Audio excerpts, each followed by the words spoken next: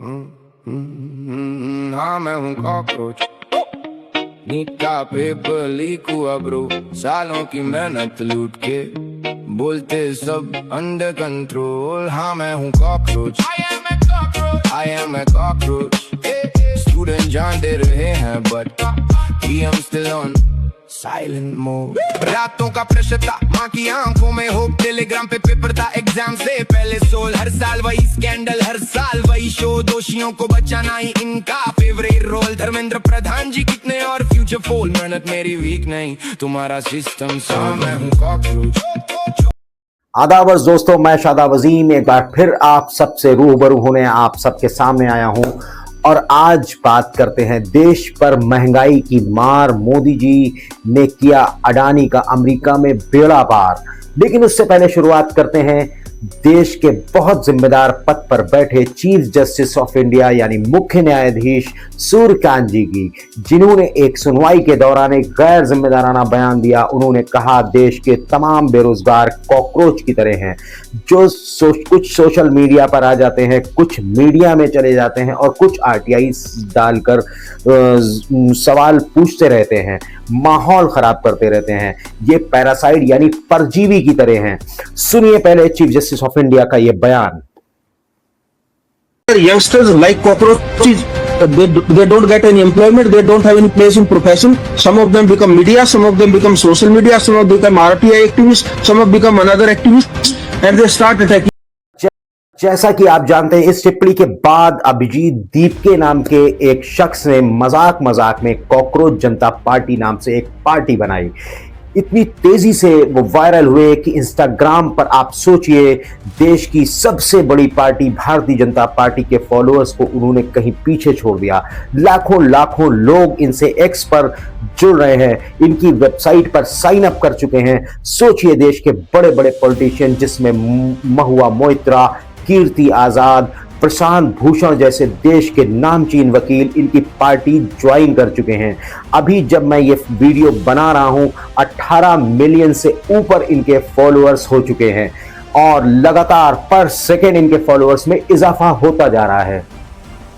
Gen Z का एक नया मूवमेंट क्रिएट हो चुका है। अभिजीत दीपके, आप सोचिए, अंदाजा लगाइए कि देश के लोगों में भारतीय जनता पार्टी के खिलाफ कितनी नाराजगी है। ये देश का बेरोजगार नौजवान अपनी नाराजगी, अपनी बात कहने के लिए सोशल मीडिया प्लेटफॉर्म का सहारा लेता है।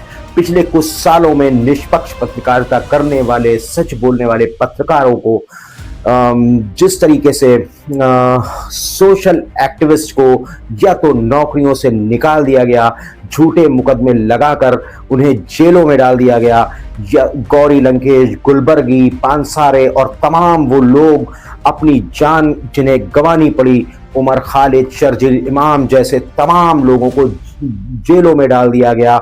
ये वो लोग हैं जो सरकार की आंख में आंख डालकर सवाल पूछने की हिम्मत करते हैं।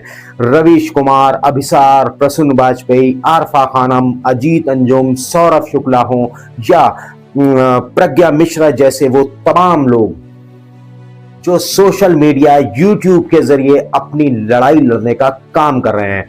और मोदी जी को एक ऐसी कॉकरोच पत्रकार नॉर्म में भी मिली, हेली लियंग, जिसने मोदी जी से सवाल पूछने की गुस्ताखी की। सोचिए देश के तमाम वो पत्रकार जिनकी हैसियत नहीं है कि मोदी जी से इतने सालों में वो सवाल कर सके, गोदी मीडिया के अलावा। और उसने मोदी जी से पूछा, आप दुनिया की सबसे स्वतंत्र प्रेस से कुछ सवाल क्यों नहीं लेते? और उसने मोदी जी के से सवाल नहीं बल्कि ये उन पर व्यंग किया था। और देश का पूरा गोदी मीडिया तुरंत सक्रिय हुआ और हेलियंग की पूरी कुंडली खंगालने में लग गया। एक सरकार के चहीते पत्रकार जो उद्योगपति से 100 करोड़ रुपए की रिश्वत लेते स्टिंग ऑपरेशन में पकड़े गए थे। मैं बताना चाहता हूं, 1 महीना तिहाड़ में उन्होंने जेल भी काटी और जेल रिटर्न का वो तमगा पा चुके हैं। अंजना ओम कश्यप, रूबिका लियाकत, अमीश देवगन जैसे पत्रकार बहुत गुस्से में देखे जा सकते हैं। आप सोचिए, इनका काम सिर्फ चैनल पर बैठकर नफरत फैलाना, धार्मिक उन्माद पैदा करना इनका पेशा बन चुका है। छोटे छोटे मासूम बच्चों को ये नफरती चिंटू बनाने वाले अपनी गैरत बेच चुके ये बड़े बड़े पत्रकार आज ये क्या है ये आप तय कीजिए। प्रेस फ्रीडम इंडेक्स में भारत 157 नंबर पर पहुंच चुका है। देश में लगातार पेट्रोल डीजल के दाम बढ़ रहे हैं। देश में महंगाई की मार जिस तरीके से देश के लोगों पर पड़ने वाली है, देश का रुपया, देश की साख हर दिन गिर रही है। देश के छात्र छात्राओं का भविष्य अंधकार में लटका हुआ है। नीट मेडिकल एग्जाम में जिस तरह पेपर लीक की वजह से अब तक 4 मासूम बच्चों ने आत्महत्या कर ली है। देखो इनके भविष्य को तुमने कहां पहुंचा दिया। अभी तक सीबीआई असली मुजरिम तक नहीं पहुंच सकी है और मैं जानता हूं कि वो ना पहुंचेगी। और गोदी मीडिया सड़क पर नमाज पढ़ने के माननीय मुख्यमंत्री योगी आदित्यनाथ के उस बयान पर 4 गधों को बैठाकर लगातार दिन रात डिबेट कर रही है। सुनिए पहले माननीय मुख्यमंत्री का यह बयान। लोग मुझसे पूछते हैं साहब आपके यहाँ यूपी में क्या सड़कों पे सचमुच नमाज नहीं होती? मैं कहता हूं कतई नहीं होती है, आप जाके देख लो, नहीं होती है। अरे सड़कें चलने के लिए है या कोई भी व्यक्ति आकर के चौराहे पे आके तमाशा बना देगा? क्या अधिकार है उसको सड़क रोकने का? आवागमन बाधित करने का कौन सा अधिकार है? जहां उसका स्थल होगा वहां जाके करें। उन लोगों ने मुझसे कहा साहब कैसे होगा, हमारी संख्या ज्यादा है। हमने कहा शिफ्ट में कर लो, तुम्हारे घर में रहने की जगह नहीं है तो भाई संख्या नियंत्रित कर लो। और अब बात करते हैं अडानी जी की। अडानी पर आरोप था कि भारत में उन्होंने सोलर प्रोजेक्ट हासिल करने के लिए $250 मिलियन की रिश्वत इंडिया की सरकारों को दी और यह रुपया अमेरिकन इन्वेस्टर्स का था। और अमेरिका में 2 मुकदमे इन पर चल रहे थे, एक क्रिमिनल केस और एक सिविल का। फिर उन्होंने ट्रंप के निजी वकील रॉबर्ट गुफ्रा जूनियर को हायर किया। अब यह डील तय हुई कि $18 मिलियन यानी सोचते रहिए 154 करोड़ रुपए उन्हें वहां देना होगा। साथ ही साथ $100 मिलियन अमेरिका में इन्वेस्ट करना होगा। वहां वो 15,000 अमेरिकन को नौकरियां देंगे। मोदी जी ने अपने मित्र को कोयला दिया, बिजली दी, पानी दिया, सीमेंट दे दिया, सड़क दे दिया, पोर्ट दिया, एयरपोर्ट दिया और साथ साथ 2.5 लाख करोड़ रुपए का कर्ज दिया और 84,000 करोड़ रुपए माफ कर दिया। आप सोचिए मोदी जी के दोस्तों के लिए उनके कितने उपकार हैं।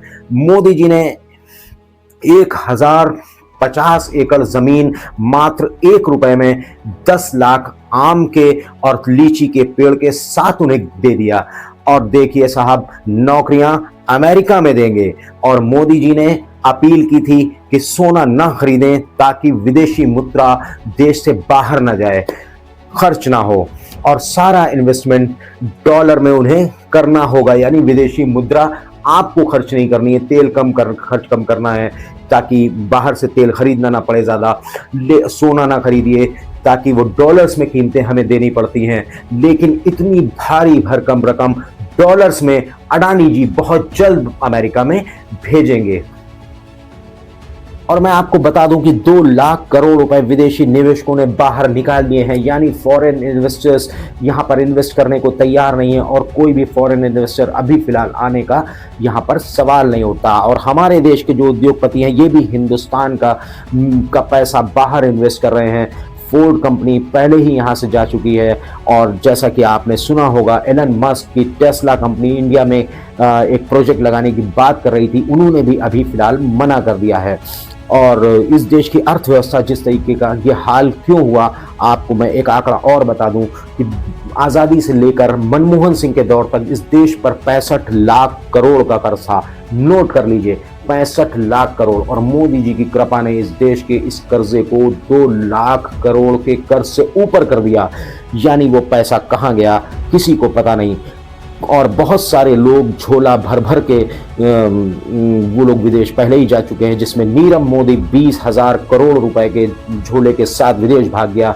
ललित मोदी 2800 करोड़ रुपए का झोला लेकर विदेश भाग गया। मेहुल चौकसी 8,000 करोड़ रुपए लेकर भाग गया। नितिन संदेशा 6,000 करोड़ लेकर भाग गया।